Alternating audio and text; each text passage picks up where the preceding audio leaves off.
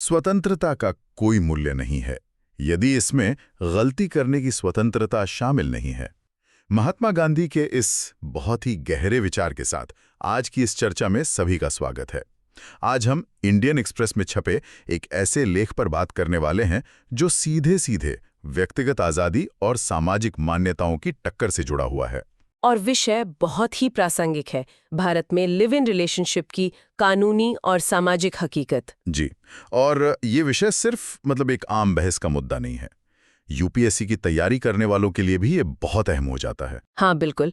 GS paper 1 में भारतीय समाज और GS paper 2 जहाँ संविधान और राजव्यवस्था की बात होती है, उसके लिहाज से ये बहुत जरूरी है। तो आज हम यही समझने की कोशिश करेंगे कि जब लिव इन में रह रहे कुछ जोड़े सुरक्षा के लिए अदालत पहुंचे तो सरकार ने क्या दलीलें दी और इलाहाबाद हाईकोर्ट ने संविधान की कसौटी पर इस पूरे मामले को कैसे परखा। चलिए इस दिलचस्प कानूनी और सामाजिक गुत्थी को सुलझाते हैं। तो कहानी शुरू कहां से होती है?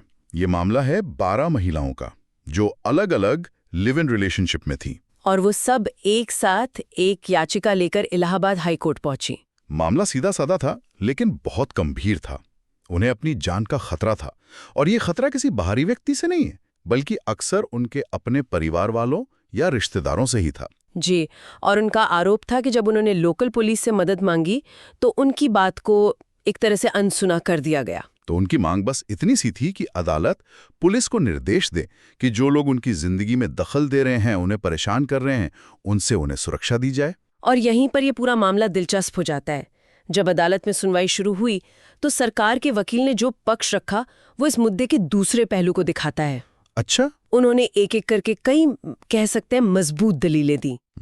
उनकी सबसे पहली और सबसे बड़ी दलील हमारे सामाजिक ताने बाने को लेके थी। सामाजिक ताना बाना, ये शब्द अदालतों में अक्सर सुनने को मिलता है। इसका असल में कानूनी मतलब क्या होता है? क्या ये एक मजबूत कानूनी तर्क है? ये एक बहुत अच्छा सवाल है। देखिए, कानूनी तौर पर सामाजिक ताना बाना की कोई ऐसी ठोस परिभाषा नहीं है। ये असल में एक सामाजिक और कह सकते हैं दार्शनिक तर्क है। मतलब ये मूल्यों और परंपरा की बात है। जी, इसे अक्सर परंपरा, नीतिकता और सामाजिक स्थिरता को बनाए रखने के लिए इस्तेमाल किया जाता है। सरकारी वकील का कहना था कि भारत में विवाह एक पवित्र संस्था है और लिव इन रिलेशनशिप इस संस्था को कहीं ना कहीं कमजोर करता है। इसे मान्यता देने का मतलब होगा हमारे समाज की नींव को हिलाना। मतलब उनकी दलील थी कि कानून को समाज की मान्यताओं का सम्मान करना चाहिए, भले ही वो व्यक्तिगत आजादी के रास्ते में क्यों ना आए। बिल्कुल। और इसी से जुड़ा उनका दूसरा तर्क था कानूनी आधार की कमी। कानूनी आधार की कमी मतलब? उनका कहना था कि लिव इन रिश्ते किसी भी कानून के तहत आते ही नहीं हैं। ना तो इनमें कोई अधिकार तय हैं, ना ही कोई जिम्मेदारियां। अच्छा। उन्होंने इसकी तुलना एक ऐसे कॉन्ट्रैक्ट से की जिसे कोई भी पार्टनर कभी भी बिना दूसरे की सहमति के तोड़ सकता है। आज आप साथ हैं, कल नहीं। मतलब कोई कानूनी सुरक्षा या जवाबदेही नहीं है जो विवाह में होती है। बिल्कुल वही। और ये चिंताएं सुनने में जायज भी लगती हैं जब हम रिश्ते में स्थिरता की बात करते हैं। हाँ, लेकिन ये व्यक्तिगत आजादी पर एक तरह की रोक भी तो है कि आप सिर्फ वही रिश्ता चुन सकते हैं जिसे कानून मान्यता देता है। यही तो इस पूरी बहस का केंद्र बिंदु है। और सरकार की जो तीसरी दलील थी वो इसी चिंता को और गहरा करती है। और वो क्या थी? उन्होंने सवाल उठाया कि ऐसे रिश्तों से पैदा हुए बच्चों का क्या होगा, उनकी कानूनी स्थिति क्या होगी। हाँ, ये एक बहुत बड़ा सवाल है। उन्हें पिता की संपत्ति में अधिकार कैसे मिलेगा, उनका भविष्य क्या होगा।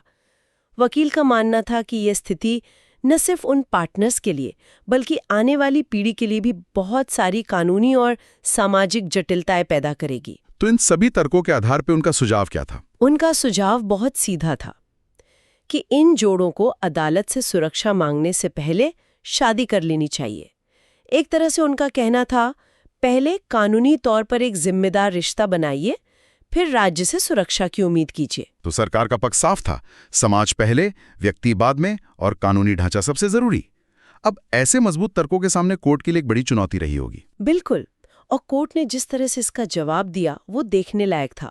उन्होंने सरकार के तर्कों को सीधे सीधे खारिज नहीं किया। अच्छा। सबसे पहले अदालत ने इस बात को माना कि हाँ, भारतीय समाज में लिव इन रिलेशनशिप को अभी भी सामाजिक रूप से पूरी तरह स्वीकार नहीं किया जाता।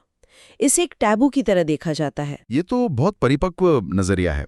मतलब कोर्ट जमीनी हकीकत को समझ रहा है। जी, और इसके बाद उन्होंने एक बड़ा ऐतिहासिक संदर्भ दिया। अदालत ने कहा कि भारत का समाज हमेशा से खुला रहा है और उसने पश्चिमी विचारों को भी समय समय पर अपनाया है।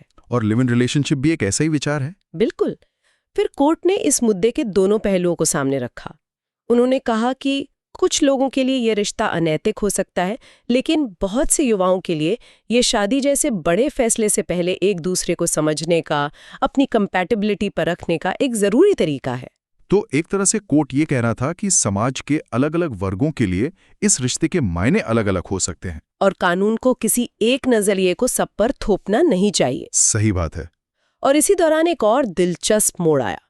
सरकारी वकील ने अपने तर्क को मजबूत करने के लिए इलाहाबाद हाई कोर्ट की ही एक डिवीजन बेंच के अप्रैल 2023 के एक पुराने फैसले का जिक्र किया। अच्छा, अपने ही कोर्ट का पुराना फैसला। हाँ, उस केस में अदालत ने लिव इन में रहे एक जोड़े को सुरक्षा देने से मना कर दिया था। तो ये तो सरकार के वकील के लिए एक बड़ा मजबूत पॉइंट बन गया होगा, एक तरह का कानूनी दांव। बिल्कुल, लेकिन यहीं पर इस केस का सबसे महत्वपूर्ण कानूनी स्पष्टीकरण सामने आया। मौजूदा बेंच ने उस पुराने फैसले पर स्थिति साफ की। उन्होंने क्या कहा? उन्होंने कहा कि उस पुराने फैसले का ये मतलब बिल्कुल नहीं है कि लिव इन में रहने वाले सभी जोड़ों को सुरक्षा नहीं दी जा सकती। अच्छा। उन्होंने समझाया कि कानून में हर केस के तथ्य और परिस्थितियां अलग होती हैं। हो सकता है उस पुराने केस में कोई ऐसी विशेष बात रही हो जिसके आधार पर अदालत ने सुरक्षा देने से मना किया हो। मतलब एक केस का फैसला हर दूसरे केस पर एक कंबल की तरह लागू नहीं हो सकता। बिल्कुल सही। ये एक बहुत ही बारीक लेकिन बहुत जरूरी अंतर था जो कोर्ट ने समझाया। ये तो बहुत बड़ी बात है। इसका मतलब है कि एक नकारात्मक फैसला भविष्य के सभी दरवाजे बंद नहीं कर देता। और यहीं से अदालत ने अपनी दिशा सामाजिक बहस से हटाकर सीधे संविधान पर केंद्रित कर दी।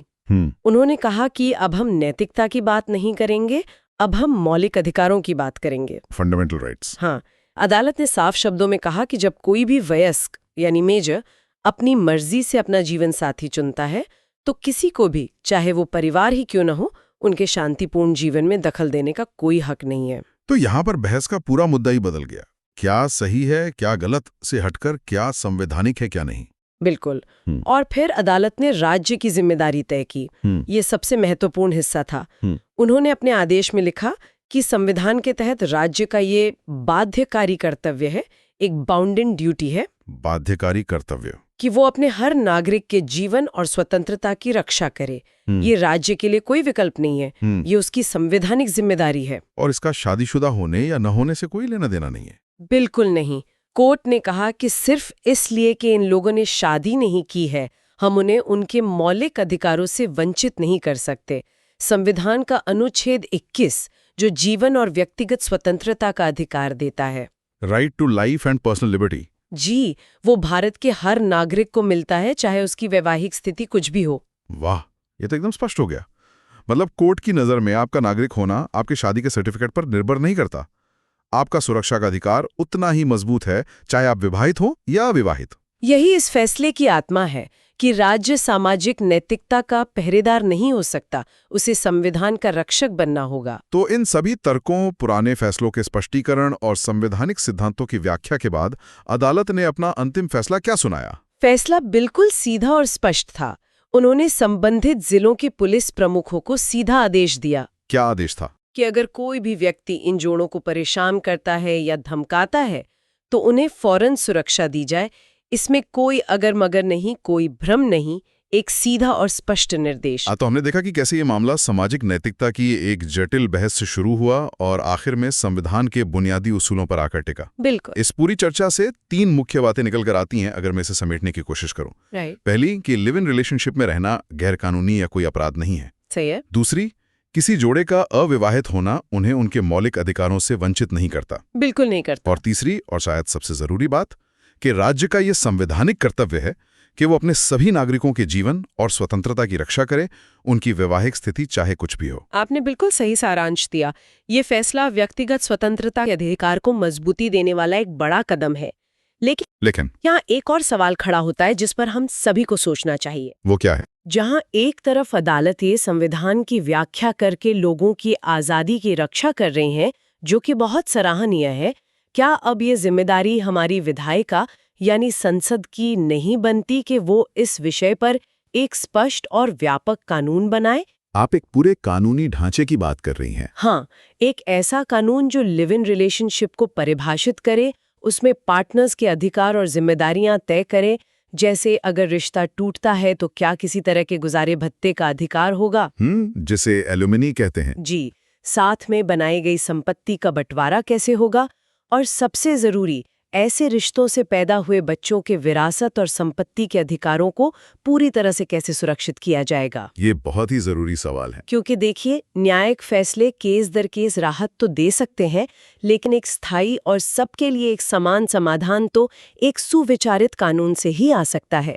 ये एक ऐसा सवाल है जिसे अब और टाला नहीं जा सकता। ये वाकई एक विचार करने वाला सवाल है कि व्यक्तिगत आज़ादी की रक्षा के साथ साथ उन रिश्तों से पैदा होने वाली जिम्मेदारियों को कानूनी रूप कैसे दिया जाए। इस पर श्रोताओं के क्या विचार हैं? क्या कानून को व्यक्तिगत रिश्तों की हर बारीकी को तय करना चाहिए, या इसे लोगों की आपसी समझ पर ही छोड़ देना बेहतर है? अगर इस चर्चा से जुड़ा कोई सवाल मन में है तो हमें कमेंट सेक्शन में जरूर बताइए। ऐसे ही और विषयों पर गहरी और निष्पक्ष चर्चा के लिए हमारे साथ जुड़े रहिए। हमें लाइक और सब्सक्राइब करना ना भूलें। अगली बार मिलेंगे एक नए विषय के साथ।